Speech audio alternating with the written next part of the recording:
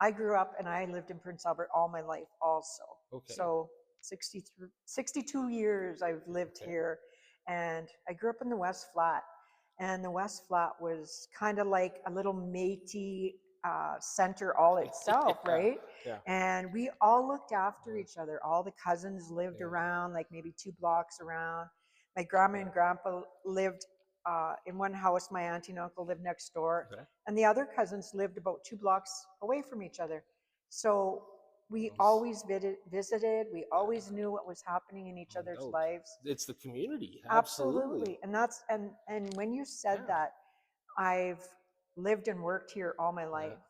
I don't consider myself a politician. I consider myself a community helper or Yeah. like a leader, Yeah. because I've always worked in frontline jobs as a helper, Yeah. right? I worked at Westview ShopRite, if you remember that. That was Yeah. when I was Yeah. 12.